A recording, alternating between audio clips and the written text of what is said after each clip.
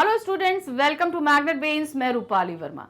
आज का हमारा जो वीडियो है वो है CUET यानी कि कॉमन यूनिवर्सिटी एंट्रेंस टेस्ट का हिंदी का आपका मॉक टेस्ट पेपर, यानी कि आपकी प्रैक्टिस कराई जा रही है कि आपके पास टेस्ट पेपर किस तरीके से आएंगे। क्योंकि समय कम है तो अगर प्रैक्टिस कर लेंगे तो हम जल्दी जल्दी सारे आंसर्स को टिक कर सकते हैं। तो जो जो सावधानियां बरतनी है वो आपको हम बताते चल रहे हैं कि सबसे ज़्यादा जो हमारा टाइम कंजम्पशन रहेगा वो है हमारे गद्यांश को रीड करने में, और एक नहीं, दो नहीं, तीन तीन गद्यांश आ सकते हैं। तो इस कंडीशन में आपको करना क्या है कि जो गद्यांश है उसे आपको बिल्कुल ही ध्यान से और जल्दी जल्दी जितना भी कॉन्सेंट्रेशन यानी एकाग्रता के साथ आपको गद्यांश को पढ़ना है। तो आज का जो है हमारा तीसरा मॉक टेस्ट पेपर है, MCQs बेस्ड है।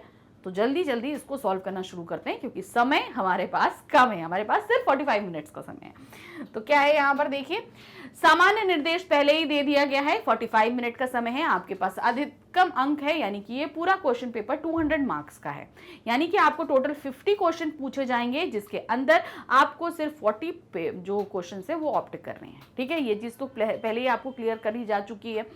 अब जो हर एक क्वेश्चन है वो कितने मार्क्स का है? 5 मार्क्स का है। ओके, 5 मार्क्स का है। अब यहां पर प्रत्येक गलत अंक के लिए आपका 1 नंबर काट दिया गया, मगर आपने अगर कोई एक क्वेश्चन गलत किया तो 1 नंबर आपका कट जाएगा, ये ध्यान रखिएगा। अब आते हैं इसमें जो सबसे पहले है वो है गद्यांश। जैसे कि हमने बताया कि गद्यांश 2-3 गद्यांश रहेंगे, तो बहुत ही सावधानी पूर्वक आपको पढ़ना है ताकि एक ही बार में आपको पूरा का पूरा गद्यांश खत्म समझ में आ जाए, आपको उसको दोबारा नहीं रीड करना पड़े। ठीक है, तो चलिए फटाफट हम पढ़ते हैं ताकि समझ में आता जाए। हमारे बाल्यकाल के संस्कार ही जीवन का ध्येय निर्धारित करते हैं। अतः यदि शैशव में हमारी संतान ऐसे व्यक्तियों की छाया में ज्ञान प्राप्त करेगी जिनमें चरित्र तथा सिद्धांत की विशेषता नहीं है, जिनमें संस्कार जनित अनेक दोष हैं, तो फिर विद्यार्थियों के चरित्र पर भी उसी की छाप पड़ेगी और भविष्य में उनके ध्येय भी उसी के अनुसार स्वार्थमय तथा अस्थिर होंगे। कहने का मतलब है बचपन से ही बच्चे अगर जैसी संगत में रहेंगे उनके अंदर वैसे ही संस्कार पड़ते हैं। अगर स्वार्थी व्यक्ति के साथ हैं तो स्वार्थ पर उनके अंदर संस्कार पड़ेंगे, और अगर अच्छे में रहते हैं तो उनके अंदर अच्छे विचार, अच्छे संस्कार पड़ते हैं। शिक्षा एक ऐसा कर्तव्य नहीं है जो किसी पुस्तक को प्रथम से अंतिम पृष्ठ तक पढ़ाने से ही पूर्ण हो जाता है। यानी कि पढ़ाई ये नहीं है कि हमने पहले पृष्ठ से आखिरी तक पढ़ लिया तो पढ़ाई खत्म, ऐसा नहीं है।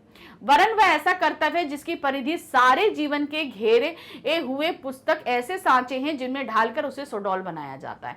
तो हमें पढ़ाई के माध्यम से बहुत सारे एक्स्ट्रा जो चीजें होती हैं सिखाई जाती हैं, वो हमारे चरित्र का कहीं ना कहीं निर्माण करती हैं। यह वास्तव में आश्चर्य का विषय है कि हम अपने साधारण कार्यों के लिए करने वालों में जो योग्यता देखते हैं वही योग्यता भी शिक्षकों में नहीं ढूंढते। जो हमारी बालिकाओं, भविष्य की माताओं का निर्माण करेंगे, उनके प्रति हमारी उदासीनता को अक्षम्य ही करना चाहिए। मतलब हमें जो क्वालिटीज हैं वो क्वालिटीज अपने शिक्षकों के अंदर भी ढूंढनी चाहिए। देश विदेश, समाज विशेष तथा संस्कृति विशेष के अनुसार किसी के मानसिक विकास के साधन और सुविधाएं उपस्थित करते हुए उसे विस्तृत संसार का ऐसा ज्ञान करा देना ही शिक्षा है जिससे वह अपने जीवन में सामंजस्य का अनुभव कर सके और उसे अपने क्षेत्र विशेष के साथ ही बाहर उपयोगी बना सके। यह महत्वपूर्ण कार्य ऐसा नहीं कि जिसे किसी विशिष्ट संस्कृति से अनभिज्ञ, चंचल चित्त और शिथिल चरित्र वाले सुचारू रूप से संपादित कर सके, परंतु प्रश्न यह है कि इस महान उत्तरदायित्व के योग्य व्यक्ति कहां से लाए जाएं। पढ़ी लिखी महिलाओं की संख्या उंगली पर गिनने योग्य है और उनमें भी भारतीय संस्कृति के अनुसार शिक्षिताएं बहुत कम हैं, जो उनके जीवन के ध्येयों में इस कर्तव्य की छाप का प्रवेश भी निश्चित समझा जाता है। तो मतलब आप देखोगे पूरे संसार में शिक्षित महिलाओं की संख्या कम है और उस पे भी भारतीय महिलाओं की तो आप उंगलियों पे काउंट कर सकते हो, इतनी ज्यादा। और जबकि स्त्रियां जो हैं वो भविष्य निर्माण का कार्य करती हैं, ये चीज बताई जा रही है। कुछ शिक्षा वर्ग को उनके संकीर्ण दृष्टिकोण के कारण अन्य महिलाएं अध्यापन कार्य तथा उससे जीवन का लक्ष्य बनाने वाली महिलाओं को अवज्ञा और अनादर की दृष्टि से देखने लगे हैं। मतलब जो स्त्रियां शिक्षा वर्ग में अपने आप को एज अ शिक्षिका लेती हैं, एज अ टीचर ऑप्ट करना चाहती हैं, उनमें क्या है, लोग उनके प्रति ज़्यादा जो है रिस्पेक्ट नहीं दिखाते, उनकी बातों को मानते नहीं, तो लोग इस जॉब को ज़्यादा लेते नहीं। एज अ शिक्षिका जो है स्त्रियां नहीं आ पाती हैं। अतः जीवन के आदि से अंत तक कभी भी अवकाश के क्षण में उनका ध्यान इस आवश्यकता की ओर नहीं जाता जिसकी पूर्ति पर उनकी संतान का भविष्य निर्भर है। अपने सामाजिक दायित्वों को समझा जाना चाहिए, यह समाज में आज सबसे बड़ी कमी है। तो ये चीज समझना जरूरी है कि जो शिक्षिकाएं होती हैं उनके प्रति हम उतना सम्मान दिखाएं, आदर दिखाएं, क्योंकि वो हमारे भविष्य के लिए, हमारे अच्छे भविष्य, हमारे बच्चों के भविष्य के लिए ध्यान दे रही हैं। अब ये हमारा पहला गद्यांश था, इस पे आधारित हमारे पास प्रश्न आ रहे हैं। क्या है, निम्नलिखित प्रश्नों के उत्तर के लिए सबसे उचित विकल्पों का चयन हमें करना है। संस्कार जनित दोषों से युक्त व्यक्तियों के ज्ञान प्राप्त करने पर विद्यार्थियों का चरित्र कैसा हो जाता है। संस्कार जनित दोषों से युक्त अगर व्यक्ति से हम ज्ञान प्राप्त करेंगे तो उससे कैसे बच्चे होंगे। क्या दिया है, स्वार्थी और अस्थिर, स्वार्थी, अस्थिर, स्वार्थी और स्थिर। तो वहां पे ऐसे हो जाएंगे स्वार्थी और अस्थिर। अगर स्वार्थी व्यक्ति और अस्थिर व्यक्ति के चरित्र के साथ, यानी दोष हित व्यक्तियों के साथ हम चरित्र के साथ व्यक्तियों के बच्चों को पालेंगे तो बच्चे भी वैसे ही हो जाते हैं। फिर है, शिक्षा किस प्रकार का कर्तव्य नहीं है। शिक्षा किस प्रकार का कर्तव्य नहीं है। पुस्तक पढ़ने से अपूर्ण होने वाला, पुस्तक पढ़ाने से पूर्ण होने वाला, पुस्तक ना पढ़ाने से पूर्ण होने वाला, पुस्तक ना पढ़ाने से अपूर्ण होने वाला। तो इसका सही ऑप्शन क्या था, शिक्षा पुस्तक पढ़ाने से पूर्ण होने वाला कर्तव्य नहीं है। मतलब शिक्षा सिर्फ ये नहीं कि आपने किताब पढ़ा दी आपका काम खत्म हो गया। शिक्षक जो हैं वो बच्चों के चरित्र निर्माण में भी महत्वपूर्ण भूमिका निभाते हैं। आज का समाज किसके प्रति उदासीन है। समाज के प्रति, नागरिकों के प्रति, भविष्य निर्माण करने वाली शिक्षिकाओं के प्रति या माताओं के प्रति। तो आज का जो समाज है वो है भविष्य निर्माण करने वाली शिक्षिकाओं के प्रति उदासीन है।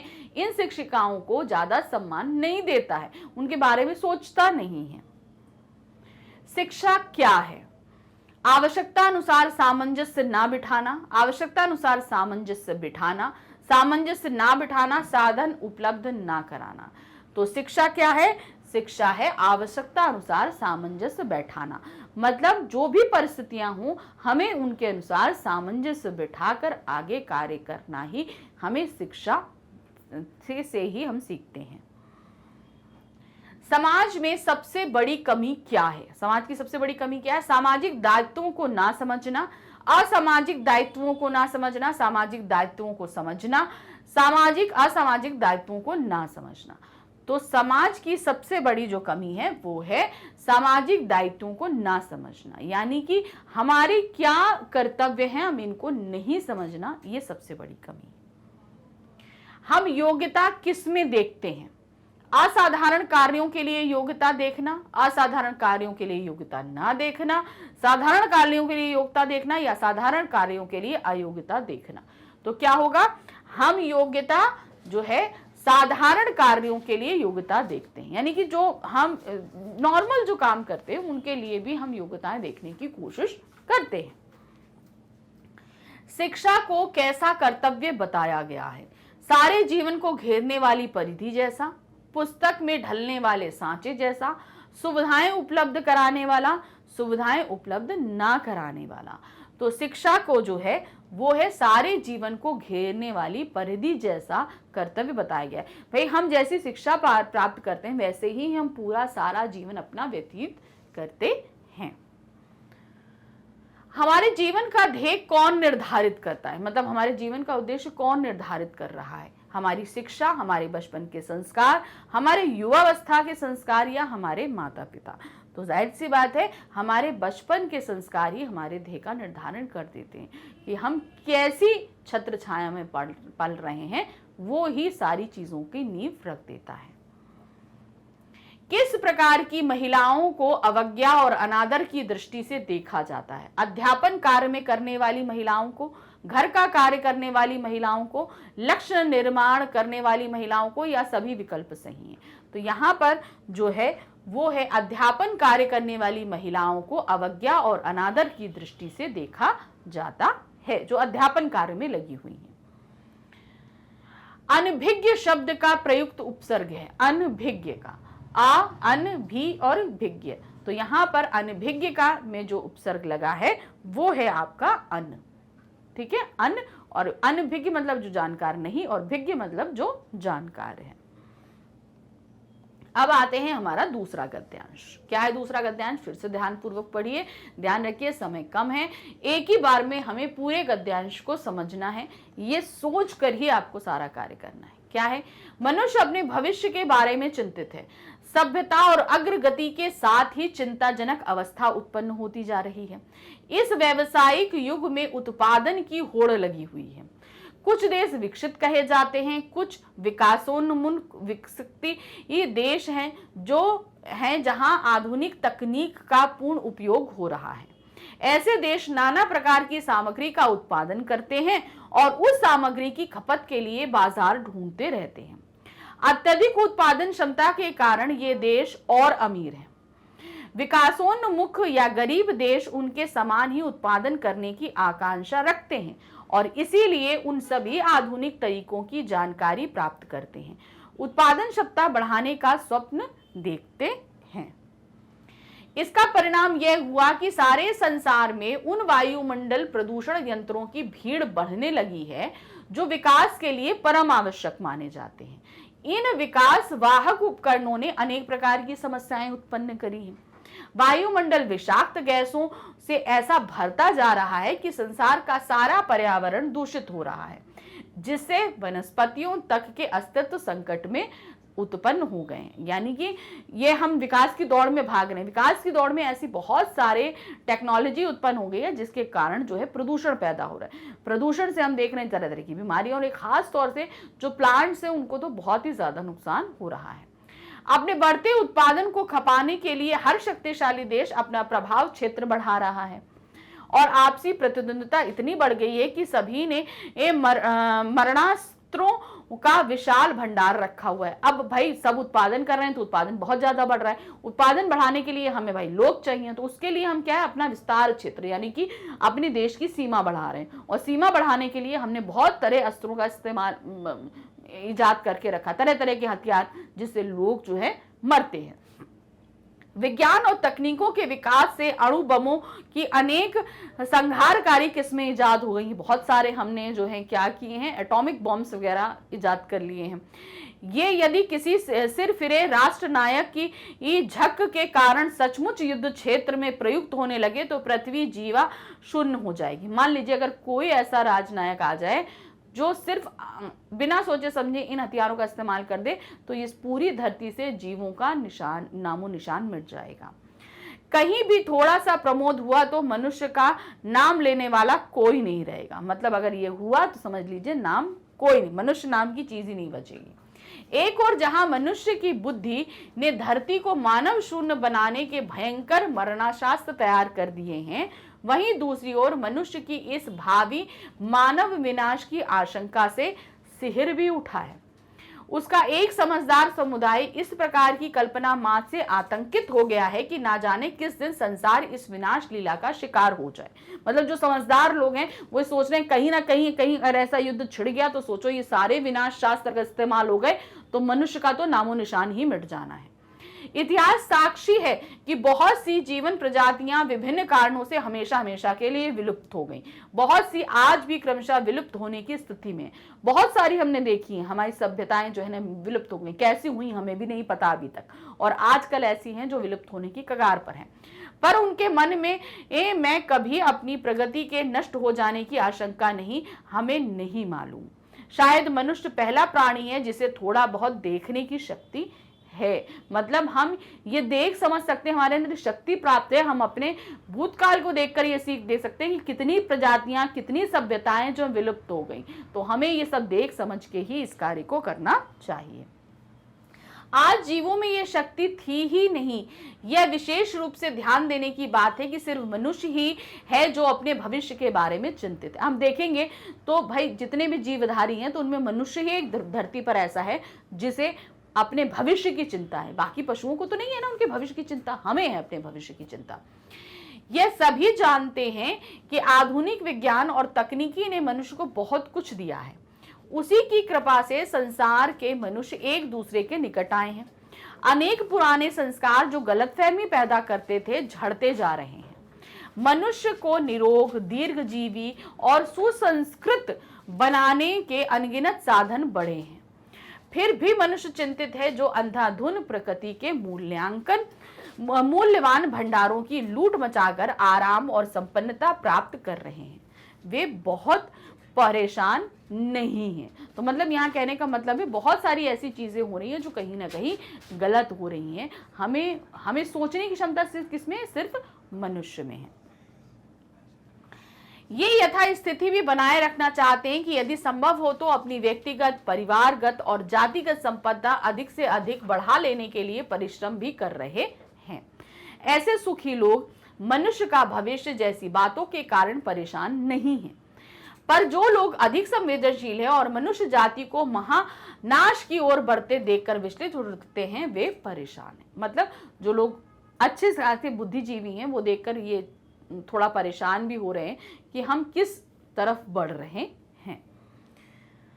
अब इसी गद्यांश पे आधारित प्रश्न है। क्या प्रश्न है? निम्नलिखित प्रश्नों के उत्तर के लिए सबसे उचित विकल्प का चयन करना है। अब जो प्रश्न पूछा जा रहा है उसमें कई ऑप्शंस दिए हैं, हमें जो बेस्ट है हमें उसको चूज करना है।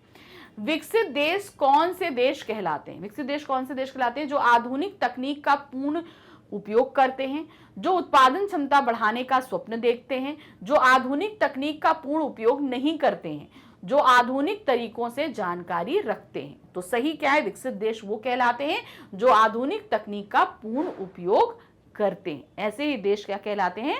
आपके विकसित देश कहलाते हैं। नेक्स्ट है, संसार में वायुमंडल प्रदूषण के यंत्र क्यों बढ़ते जा रहे हैं? वायु प्रदूषण के यंत्र क्यों बढ़ रहे हैं? व्यावसायिक युग के लिए, विकास के लिए, प्रदूषण के लिए या महानाश के लिए? तो संसार में वायुमंडल प्रदूषण के जो यंत्र बढ़ रहे हैं वो बढ़ रहे हैं विकास के लिए। हम हर क्षेत्र में विकास करना चाहते हैं और तरह तरह यंत्रों का इस्तेमाल कर रहे हैं जिससे वातावरणीय प्रदूषण बढ़ रहा है। नेक्स्ट है, मारणास्त्रों के भंडार के दिन प्रतिदिन बढ़ने का क्या कारण है? मारणास्त्रों का जो भंडार है बढ़ रहा है, इसका क्या कारण है? उत्पाद बढ़ाना, अस्त्रों की संख्या बढ़ाना, होड़ करना या प्रतिद्वंद्विता को बढ़ना। तो प्रतिद्वंद्विता का बढ़ना, तो इसमें सही जो ऑप्शन है वो है प्रतिद्वंद्विता का बढ़ना। यानी कि कॉम्पिटिटिव स्पिरिट जो है वो बहुत ज्यादा बढ़ रही है। भाई उसने 4 बम रखे तो हम भी 6 बम रखेंगे, उसने 6 रखे तो हम 8 रखेंगे, उसने 8 रखे तो हम 10 रखेंगे। ये जो कॉम्पिटिटिव स्पिरिट है इसके चक्कर में क्या हो रहा है, ये हेल्दी नहीं है, ये कहीं ना कहीं अनहेल्दी है। ये हम ऐसे अस्त्रों का निर्माण कर रहे हैं जो कहीं ना कहीं अगर भविष्य में इस्तेमाल हो गए तो बहुत तबाही फैलाएंगे। पुराने संस्कारों के परिमार्जन का क्या कारण है? क्या है? आधुनिक विज्ञान, तकनीकी विकास, आधुनिक विज्ञान और तकनीकी विकास या प्रतियोगिता की होड़। तो यहां पर है पुराने संस्कारों के परिमार्जन का मेन कारण है आधुनिक विज्ञान और तकनीकी विकास। किस प्रकार के लोग मानव जाति के भावी विनाश को लेकर आशंकित हैं? किस प्रकार के लोग हैं जो मनुष्य का क्या भविष्य होगा, मानव जाति का क्या भविष्य होगा, इसको लेकर चिंतित हैं? जो अंधाधुन प्रकृति के भंडारों का दोहन कर संपन्नता में जीते हैं, जो मानव जाति को महाविनाश की ओर बढ़ते देख विचलित हैं, जो दीर्घजीवी हैं, जो सुसंस्कृत हैं। तो वो लोग कौन हैं? जो मानव जाति के महाविनाश को की ओर बढ़ते देखकर विचलित है, टेंशन में है कि किस तरीके से ये लोग महाविनाश की ओर बढ़ रहे हैं। किस प्रकार के लोग विवेकी नहीं है? जिनके अंदर विवेक नहीं है। क्या है? जो प्रकृति का अनवरत दोहन कर रहे हैं, जो विनाश से विचलित हैं, जो सुविधा संपन्न हैं, जो निर्धन नहीं है। तो विवेकी कौन जो विवेकी नहीं है? वो है जो प्रकृति का अनवरत दोहन कर रहे हैं, जो लगातार प्रकृति से सारी चीजों को निकालते जा रहे हैं। मारणास्त्रों के युद्ध क्षेत्र में प्रयोग करने का क्या परिणाम होगा? अगर हम इन अस्त्रों को युद्ध क्षेत्र में प्रयोग कर दें तो क्या होगा? युद्ध में सफलता मिलेगी, शत्रु का विनाश होगा, पृथ्वी जीवन शून्य हो जाएगी, शक्तिशाली देश का प्रभाव पड़ेगा। अगर क्या होगा? तो जाहिर सी बात है पृथ्वी जीवन शून्य हो जाएगी, मतलब पृथ्वी पे जीवन बचेगा ही नहीं। मनुष्य को किस प्रकार का प्राणी बताया गया है? किस तरह का प्राणी बताया गया है? वर्तमान देखने वाला, भूत देखने वाला, कुछ ना देखने वाला, या भविष्य देखने वाला? जाहिर सी बात है, मनुष्य जो है वो अकेला ही ऐसा व्यक्ति है, जो प्राणी है, जो भविष्य देख सकता है। वनस्पतियों के अस्तित्व पर संकट आने का क्या कारण है? वनस्पतियों पे जो संकट आ रहा है उसका आने का कारण क्या है? वायुमंडल में विषाक्त गैसों का होना, वायुमंडल का स्वच्छ होना, पर्याप्त खेती के उपकरण ना होना, उत्पादन क्षमता का ना बढ़ना। तो इसका जो कारण है वो है वायुमंडल में विषाक्त गैसों का होना। इससे वनस्पतियों के जो अस्तित्व है उस पर संकट पैदा हो रहा है। नेक्स्ट क्वेश्चन है, गद्यांश का समुचित शीर्षक क्या है? अभी जो पूरा हमने गद्यांश पढ़ा इसका हमें शीर्षक यानी कि टॉपिक निकालना पड़ेगा। क्या है? महाविनाश की ओर बढ़ते कदम, आधुनिक विज्ञान, तकनीकी विकास, व्याकुलता और चिंता। तो हमने यहाँ देखा कि कहीं ना कहीं हम महाविनाश की तरफ बढ़ रहे हैं, इन सब की चिंता इस पूरे उसमें दिखाई गई। तो क्या है? महाविनाश की ओर बढ़ते कदम। ये एकदम उपयुक्त शीर्षक हमारे लिए रहेगा। तो ये हमारा हो गया दूसरा गद्यांश। अब हम आते हैं हमारे तीसरे गद्यांश में। तीसरे गद्यांश को भी हमें ध्यानपूर्वक पढ़ना है ताकि एक ही बार में हमें अच्छे से समझ में आ जाए। क्या है? निम्नलिखित गद्यांश को ध्यानपूर्वक पढ़िए। विधाता रचित इस सृष्टि का सिरमौर है मनुष्य, उसकी कारीगरी का सर्वोत्तम नमूना है। इस मानव को ब्रह्मांड का लघु रूप मानकर भारतीय दार्शनिकों ने यत्र पिंडे तत्र ब्रह्मांडे की कल्पना की थी। उनकी यह कल्पना मात्र कल्पना नहीं थी, प्रत्युत यथार्थ भी थी, क्योंकि मानव मन में जो विचारणा के रूप में घटित होता है उसी का कृत्य रूप में ही तो सृष्टि है। मन तो मन है, मानव का शरीर भी अप्रतिम है। देखने में इससे भव्य, आकर्षक एवं लावण्यमय रूप ही सृष्टि के अन्यंत्र कहाँ है, अद्भुत एवं अद्वितीय है। मानव सौंदर्य साहित्यकारों ने इस रूप सौंदर्य के वर्णन के लिए कितने ही अप्रस्तुतों का विधान किया है। इस सौंदर्य राशि से सभी को अप्रत्याशित करने के लिए काव्य सृष्टि रच डाली है। तो मनुष्य की जो रचना है उसके लिए कितने काव्य सृष्टियां रची गई हैं ये बताया जा रहा है। साहित्य शास्त्रियों ने भी इसी मानव की भावनाओं का विवेचन करते हुए अनेक रसों का जो है निरूपण किया है। परंतु वैज्ञानिक दृष्टि से विचार किया जाए तो मानव शरीर को एक जटिल यंत्र में उपमित किया जा सकता है। जिस प्रकार यंत्र एक पुर्जे में दोष आ जाने पर सारा यंत्र गड़बड़ा जाता है, बेकार हो जाता है, उसी प्रकार मानव शरीर के विभिन्न अवयवों में से यदि कोई एक अवयव भी बिगड़ जाता है तो उसका प्रभाव सारे शरीर पर पड़ता है। मतलब हमारे किसी एक शरीर में कुछ भी कष्ट होगा तो भाई हमें पूरे शरीर पे असर आता है। इतना ही नहीं, गुर्दे जैसे कोमल एवं नाजुक हिस्से के खराब हो जाने से यह गतिशील वायु यंत्र अवरुद्ध हो जाता है, व्यक्ति की मृत्यु हो जाती है। अगर हमारे गुर्दे खराब हो जाएं तो क्या होगा, हमारा जो है गति रुक जाती है। एक अंग के विकृत होने पर सारा शरीर दंडित होता है, वह काव्य कल्वित हो जाए यह विचारणीय है। यदि किसी यंत्र के पुर्जे बदलकर उसके स्थान पर नया पुर्जा लगाकर यंत्र को पूर्ववृत्त सुचारू रूप एवं व्यवस्थित रूप से क्रियाशील बनाया जा सकता है तो शरीर के विकृत अंग के स्थान पर नव निरामय अंग लगाकर शरीर को स्वस्थ एवं सामान्य क्यों नहीं बनाया जा सकता, जिसको हम लोग बोलते हैं जो आपका ट्रांसप्लांट्स होते हैं, वो बोलते हैं ना आपके जो ह्यूमन पार्ट्स के ट्रांसप्लांटेशन होते हैं उनके लिए। शल्य चिकित्साओं ने इस दारिद्र्य चुनौती को स्वीकार किया तथा निरंतर अध्यवसाय पूर्ण साधना के अनंतर अंग प्रत्यारोपण के क्षेत्र में सफलता प्राप्त की। अंग प्रत्यारोपण का उद्देश्य है कि मनुष्य दीर्घायु प्राप्त कर सके, यानी ट्रांसप्लांट्स के जरिए हम ज्यादा लंबी यूज, मान लीजिए कोई एक अंग खराब हो गया तो इवन हार्ट ट्रांसप्लांट्स भी होता है, किडनी ट्रांसप्लांट होता है, लंग ट्रांसप्लांट होता है, तो सभी कुछ आजकल पॉसिबल हो गया है। यहाँ यह ध्यात्व है कि मानव शरीर हर किसी के अंग को उसी प्रकार स्वीकार नहीं करता जिस प्रकार हर किसी का रक्त उसे स्वीकार नहीं, मतलब अब किसी का भी अंग हम स्वीकार कर लें ऐसा पॉसिबल नहीं होता। जिस तरह हर किसी के जैसे ब्लड ग्रुप सबके अलग अलग होते हैं तो उसी तरह सबका एक दूसरे से नहीं होता, उसी तरह अंग भी एक दूसरे के स्वीकार्य नहीं होते हैं। रोगी को रक्त देने से पूर्व रक्त वर्ग परीक्षण अत्यावश्यक है, यानी कि हम ब्लड ग्रुप पता करते हैं मान लीजिए अगर B+ है तो वो B+ को ही देगा, अगर O है तो O देगा, A पॉजिटिव है तो A को देगा। तो इस तरीके से हर ब्लड ग्रुप का जब पहचान होती है तभी दूसरे पर जो है लिया जाता है। तो अंग प्रत्यारोपण से पूर्व उत्तक परीक्षण अनिवार्य है। उसी तरीके से जब आपका ट्रांसप्लांट किया जाता है कोई पार्ट, तो उससे पहले हमारे अंग के टिश्यूज निकाल के उसका भी परीक्षण किया जाता है। आज का शल्य चिकित्सक गुर्दे, यकृत, आंत, फेफड़े और हृदय का प्रत्यारोपण सफलतापूर्वक कर रहा है। साधन संपन्न चिकित्सालयों में मस्तिष्क के अतिरिक्त शरीर के प्राय सभी अंगों का प्रत्यारोपण संभव है, यानी मानव मस्तिष्क को छोड़कर सभी कुछ जो है वो ट्रांसप्लांट किया जा सकता है। अब इसी पे आधारित हमारे पास प्रश्न है। ये पूरा गद्यांश हमने ध्यान से पढ़ लिया, ये अंग प्रत्यारोपण पे हमने पढ़ा था। तो चलिए अब इसको फटाफट इसके आंसर्स भी करते हैं।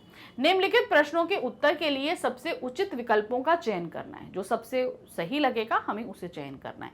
मानव को सृष्टि का लघु रूप कहा गया है क्योंकि मानव मन में घटित विचारों का सृष्टि में भी घटित होना, सृष्टि में घटित घटनाओं का मानव मन में घटित होना, मानव मन में घटित विचारों का सृष्टि में ना घटित होना, या सभी विकल्प सही हैं। तो यहाँ जो सही है वो है हमारा मानव मन में घटित विचारों का सृष्टि में भी घटित होना, इसीलिए मानव को लघु स्वरूप कहा गया है। एक साहित्यकार मानव शरीर को किस रूप में देखता है? सौंदर्य के, भावनात्मक रूप में, करुणात्मक रूप में या नायक रूप में? तो एक साहित्यकार मानव शरीर को भावनात्मक रूप में देखता है कि मतलब उसके अंदर कितनी भावनाएं, तभी तो वो साहित्यकार उन भावनाओं को निकालकर अपनी रचनाओं में प्रकट करता है। किसी दृष्टि में मानव शरीर मात्र एक जटिल यंत्र है। किस दृष्टि में? किसकी दृष्टि में? साहित्यकार की, वैज्ञानिक की, लेखक की या कवि की? तो जाहिर से ज्यादा एक जटिल यंत्र जो है वो वैज्ञानिक ही यांत्रिक दृष्टि से देखता है, तो उसी के शरीर जो है उसे एक जटिल यंत्र के समान लगता है। नेक्स्ट है, मानव शरीर को मशीन की संज्ञा क्यों दी गई है? क्योंकि मशीन शरीर के समान है, क्योंकि शरीर चलता है, क्योंकि शरीर का एक भी अंग बेकार होने पे उसका प्रभाव सारे शरीर पर पड़ता है, क्योंकि शरीर का एक भी अंग बेकार होने पे उसका प्रभाव सारे शरीर पर नहीं पड़ता है। तो क्यों उसको मशीन की संज्ञा दी गई है? क्योंकि मशीन की तरह, जैसे मशीन का एक पुर्जा खराब होता है तो उसका असर सारे मशीन पे पड़ता है, उसी तरह शरीर का कोई अगर अंग बेकार होता है तो उसका असर पूरे शरीर पर पड़ता है, इसीलिए उसे मशीन की संज्ञा दी गई है। शल्य चिकित्सा का मुख्य ध्येय क्या है? जो शल्य चिकित्सा है उसका मुख्य उद्देश्य क्या है? शरीर का विकृत अंग निकालकर उसके स्थान पर नया अंग लगाकर शरीर को स्वस्थ बनाना, विकृत अंग निकालना, शल्य क्रिया करना या नया अंग लगाना? तो शल्य चिकित्सा का मुख्य ध्येय जो है वो है शरीर का विकृत यानी बेकार अंग निकालकर उसके स्थान पर नया अंग लगाना। अंग प्रत्यारोपण को सफल बनाने के लिए क्या आवश्यक है? जो आपका पार्ट, ह्यूमन पार्ट जो ट्रांसप्लांट होते हैं उसको सफल बनाने के लिए क्या चीज आवश्यक है? शल्य क्रिया का ज्ञान होना, अंगों का ज्ञान होना, निरंतर अध्यावसाय पूर्ण साधना या चिकित्सा का ज्ञान होना। तो उसके लिए बहुत जरूरी है वो है निरंतर अध्यावसाय पूर्ण साधना, मतलब बिना रुके हम जब उस कंसंट्रेशन से हर एक चीज की स्टडी करते हैं तभी ये पूर्ण हो सकता है। नेक्स्ट है, अंग प्रत्यारोपण से पूर्व क्या आवश्यक है? उत्तक परीक्षण, रक्तवर्ग परीक्षण, शल्य चिकित्सा या प्रत्यारोपण करना? तो उसके लिए क्या है हमारा उत्तक परीक्षण, यानी कि टिश्यू जो है वो टेस्टिंग जरूरी होती है कि उस व्यक्ति का जिसका भी अंग हमें लगाया जा रहा है वो हमारे शरीर को अडॉप्ट करेगा या नहीं करेगा। अंग प्रत्यारोपण का उद्देश्य क्या है? क्या उद्देश्य है? नए अंग लगाना, पुराने अंग हटाना, मनुष्य को दीर्घायु प्रदान करना या विकृत अंग लगाना? तो अंग प्रत्यारोपण का जो उद्देश्य है वो है मनुष्य को दीर्घायु प्रदान करना। क्वेश्चन नंबर 29 है, विधाता की कारीगरी का सर्वोत्तम नमूना कौन है? विधाता, मनुष्य, प्रकृति या भाग्य? तो ये है मनुष्य। लावण्यमय शब्द का पर्याय क्या है? लावण्यमय जो शब्द इस्तेमाल किया गया है इसका मतलब क्या होता है, क्या अर्थ हुआ? लावण्य सौंदर्य, सौंदर्य से युक्त या लावण्य से युक्त। तो इसका अर्थ होता है सौंदर्य से युक्त, यानी कि कोई चीज बहुत सुंदर हो तो उसको हम इस्तेमाल करते हैं लावण्य युक्त। तो यहां पर हमारा ये तीसरा गद्यांश भी खत्म होता है। अब इसके बाद हमारे क्या होंगे, हिंदी लैंग्वेज के जो और टॉपिक्स हैं उन पर हमारे बहुविकल्पीय प्रश्न आएंगे। तो चलिए फटाफट उनको भी करते हैं। निम्न प्रश्न में दिए गए मुद्रित शब्द का समानार्थी शब्द का चयन करना है। तो अब क्या है, मुझे व्यर्थ सराहना पसंद नहीं है। तो यहां पर सराहना का जो है, सराहना शब्द जो है, इसका हमें समानार्थी निकालना है। चाटुकारिता, प्रसन्नता, खुशामद या चपलता। तो यहां पर जो सही अर्थ है वो है फालतू की प्रशंसा मुझे पसंद नहीं है। क्या देखिए, किसी वस्तु, व्यक्ति आदि या उनके गुणों या अच्छी बातों से संबंध कही हुई आदर सूचक बात को ही सराहना कहते हैं। कौन कपड़ा का पर्यायवाची नहीं है। अब यहां पर हमें देखना कपड़े का पर्यायवाची क्या नहीं है। तुषार, अंबर, वसन या अंशुक। तो जो नहीं है वो है आपका तुषार। क्या है, तुषार शब्द का अर्थ हिम यानी बर्फ होता है। प्रश्नोत्तक अन्य सभी शब्द कपड़ा के पर्यायवाची हैं। तो तुषार जो है वो बर्फ है और बाकी सभी कपड़ा के पर्यायवाची हैं। नेक्स्ट है, कौन सा शब्द आंख का पर्यायवाची नहीं है। अब आपको बताना है आंख का पर्यायवाची कौन नहीं है। चक्षु, दृग, अक्ष या अतुल। तो यहां पर सीधी सी बात है, जो नहीं है वो है अतुल। अतुल जो है वो आंख का पर्यायवाची नहीं होता है। अतुल आंख का पर्यायवाची नहीं है। अतुल का पर्यायवाची शब्द है अनुपम, अप्रतिम, अद्वितीय, अपूर्ण, निरूपम, बेजोड़। आंख का पर्यायवाची शब्द होता है नेत्र, नयन, चक्षु, लोचन, दृग, अक्षि, विलोचन, चख, अंबक आदि। प्रश्न संख्या 34, परिसीमन का विलोम क्या होगा। परिसीमन जो शब्द आता है इसका जो है अपोजिट क्या होगा। ससीमन, निर्सीमन, असीमन या ससीमन। तो जो इसका विलोम होगा वो है आपका असीमन। परिसीमन का अभिप्राय है सीमा, हद या सीमांकन, यानी कोई बॉर्डर लाइन जिसको हम बोलते हैं। परिसीमन का विपरीतार्थक है असीमन, अर्थात सीमा की समाप्ति या सीमा रहित, यानी जिसकी कोई सीमा नहीं हो उसके लिए हम असीमन शब्द इस्तेमाल करते हैं। ऋतुजा का सही विलोम होगा। ऋतुजा जो शब्द होता है इसका सही विलोम क्या होगा। टेढ़ापन, वक्रता, वाकापन या तिरछापन। तो यहां पर जो ऋतुजा का जो सही विलोम है वो है वक्रता। तो यहां पर क्या है देखिए, ऋतुजा का अभिप्राय है सरलता, सीधापन या बिना छल कपट की प्रवृत्ति, यानी कि जो व्यक्ति जो सीधा होता है उसको हम उसके लिए हम ऋतुजा शब्द इस्तेमाल करते हैं।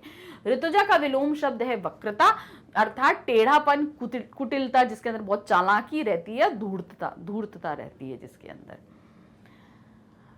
क्वेश्चन नंबर है 36, नीचे दिए गए वाक्यों को पढ़कर सही उत्तर का चयन करना है। हमारे पास दो वक्तव्य दिए गए हैं, इसी पे आधारित कुछ विकल्प दिए गए हैं, हमें उसी के हिसाब से चयन करना है। क्या दिया है, शब्द शांत करना का समानार्थी शब्द है सांत्वना देना, तथा शब्द दूसरा है हमारा शांत करना का विलोमार्थी है शमन करना।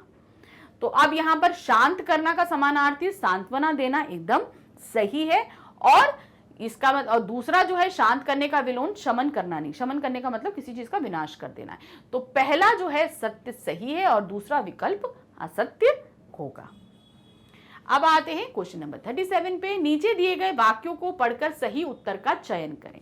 अब हमारे पास फिर से दो वाक्य दिए गए हैं और फिर हमारे पास कुछ विकल्प दिए गए हैं। क्या है, उपमा काव्य की शोभा बढ़ाने वाला अलंकार है जिसका उपयोग दो चीजों की एक साथ तुलना करने के लिए किया जाता है। दूसरा वक्तव्य है, इसमें तुलना प्रकट करने वाले शब्द सा, सी, से, समान, सम शब्दों का प्रयोग किया जाता है। तो ये मेरे हिसाब से दोनों ही वक्तव्य एकदम सही हैं। ये देखिए दोनों ही विकल्प सही हैं। उपमा अलंकार जो है वो शोभा बढ़ाता है और साथ ही इसमें सा, सी, से, सम, समान सदृश का शब्दों का उपयोग किया जाता है। अब फिर से दो वक्तव्य है। नीचे दिए गए वाक्यों को पढ़कर सही उत्तर का चयन करना है। अनेक का प्रयोग वस्तुओं की मात्रा ज्ञात करने के लिए किया जाता है। अनेक शब्द एक विभक्ति है। तो देखिए यहां पर अनेक मतलब बहुत सारी क्वांटिटी तो बता रहा है, मगर ये एक विभक्ति नहीं है। तो यहाँ पर जो सही है वो है विकल्प 1 सत्य है, मगर विकल्प 2 जो है वो गलत है। अनेक एक अव्यय है, विभक्ति नहीं है। ये देखिए, यह सत्य है, एक अनेक प्रयोग वस्तुओं की मात्रा निर्धारित करने के लिए किया जाता है। हालांकि 2 असत्य है, क्योंकि यह एक विशेषण विभक्ति नहीं है, इसलिए का सत्य है। अब हम आते हैं निम्नलिखित सूची 1 के शब्दों को सूची 2 में उनके अर्थ के साथ सुमेलित करना है। अब यहाँ पर 2 दिए हैं, इससे हमें करना है। अब यहाँ पर देख रहे हैं रसाल, वारिद, शिखी, शशांक। तो रसाल का क्या मतलब हुआ? आम हुआ। वारिद मतलब बादल हुआ, ठीक है। शिखी मतलब मोर हुआ। शशांक मतलब चंद्रमा हुआ। तो ए का हमारा थर्ड आ रहा है, बी का हमारा फोर्थ आ रहा है। तो ए का थर्ड और बी का फोर्थ लेकर हम चलते हैं। देखिए, ए का थर्ड और बी का फोर्थ, यानी कि हमारा खा वाला, देखिए खा सही है, C1D2 ये एकदम सही आ रहा है। नेक्स्ट आते हैं, फिर हमारे पास एक सूची दी गई है, इसी को करते हैं। क्या दिया है इसमें? निम्नलिखित सूची 1 के शब्दों को सूची 2 के उनके अर्थों के साथ सुमेलित कीजिए। प्रयोजन, निमिष, मुकुंद, कालिंदी। तो अब यहां पर हम देख रहे हैं प्रयोजन। प्रयोजन मतलब क्या होता है? किसी उद्देश्य से। तो इसका होगा फोर्थ, ए का हमारा फोर्थ होगा। फिर उसके बाद हम आते हैं आपका दूसरा। अब चलिए डी का हम निकाल लेते हैं 1। तो हमने 2 निकाल लिए, अगर 2 से निकालते हैं तो सही है। ए का फोर्थ और डी का 1, चलिए निकालें, देखें जरा। तो ए का फोर्थ और डी का थर्ड, देखते हैं कौन सा सही आ रहा है। नंबर 1 वाला, ये देखिए सही है। तो ये हमारा क्या हुआ? ए का हमारा फोर्थ हो गया, बी का हमारा क्या रहेगा आपका? ये देखिए, ए का फोर्थ, ये यमुना हो गया, मुकुंद, विष्णु, निमिष। ये देखिए इस तरीके से अगर हम करेंगे तो देखिए सही आ रहा है।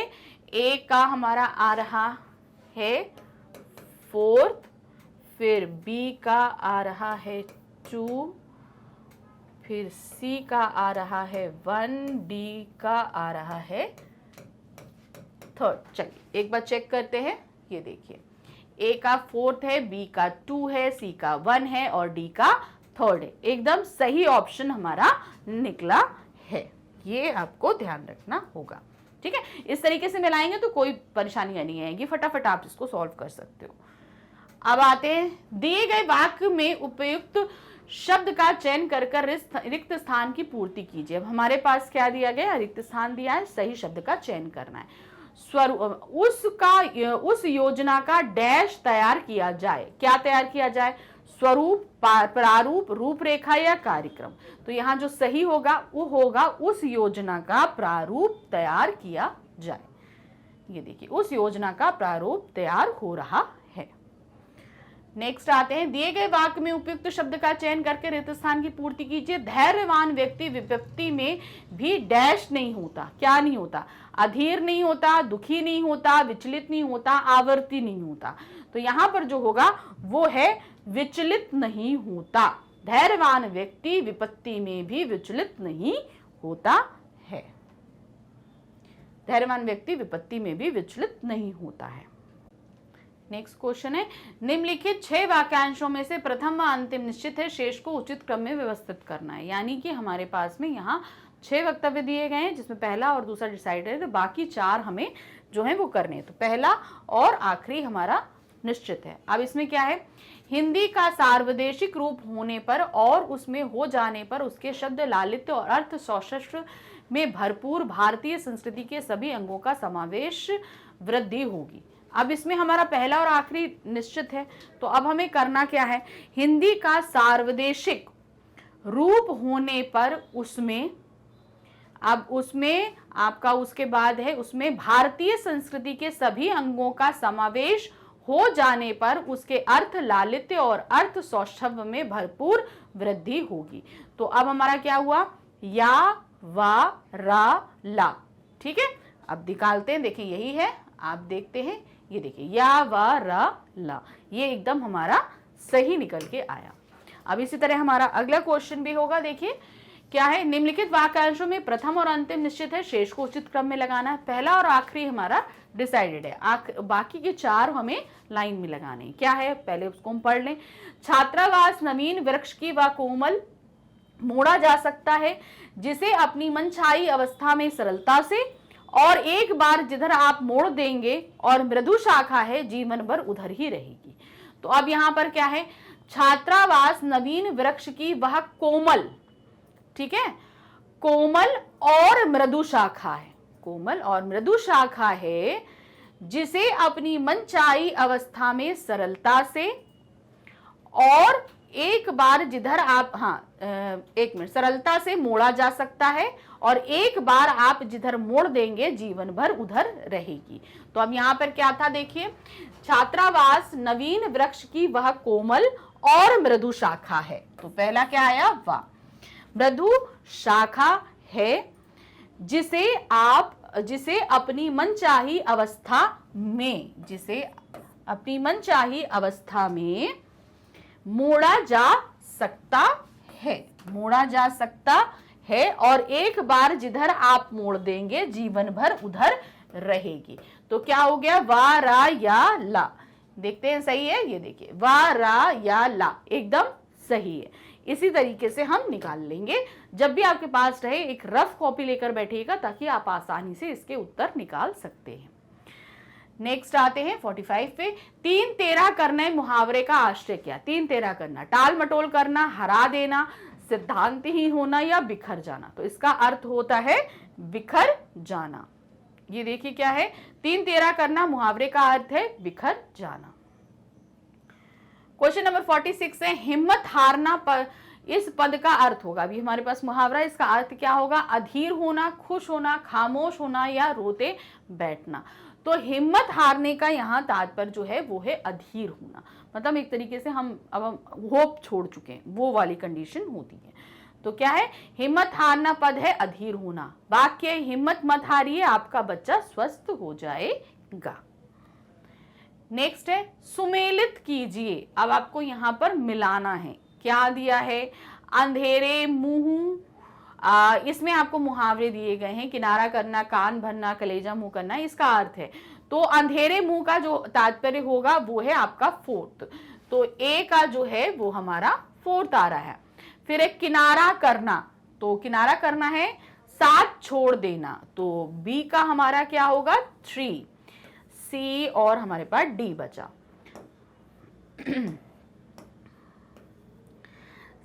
तो सी का हमारा क्या आएगा, कान भरना, कान भरना मतलब चुगली करना। डी का मतलब कलेजा मुंह को आना, अत्यधिक व्याकुल होना।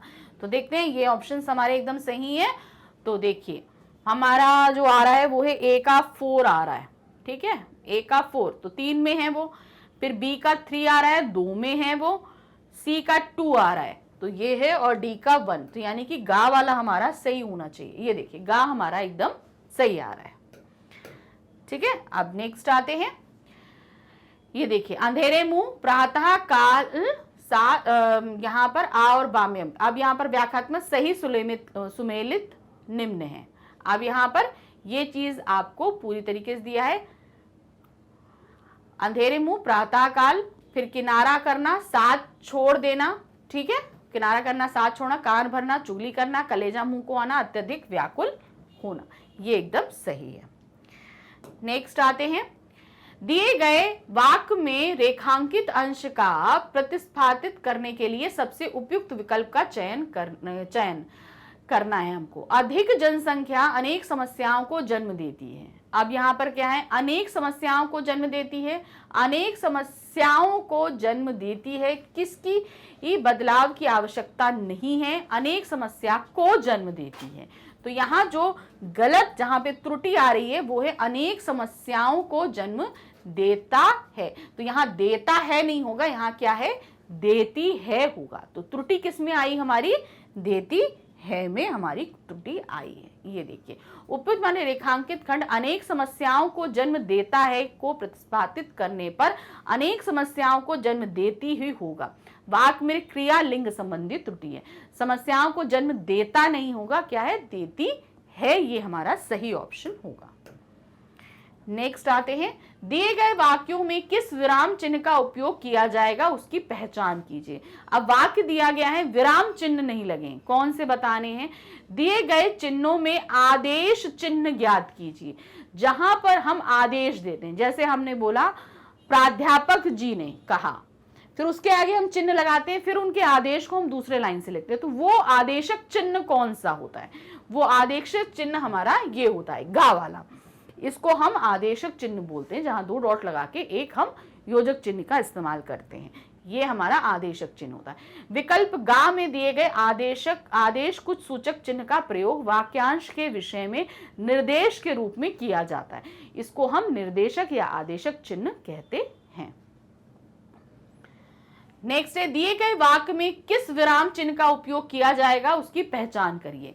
वह टूर से बहुत दूर से आ रहा है। अब इसमें हमको देखना है कि कौन सा विराम चिन्ह लगेगा, तो सबसे पहले जो हम ये देख रहे हैं, वह टूर से बहुत दूर से। अब टूर से के बाद हम देखो रुक रहे हैं, फिर आगे हम बोल रहे हैं बहुत दूर से आ रहा है, तो यहां पर हमारा जो यूज होगा वो है अल्प विराम और पूर्ण विराम।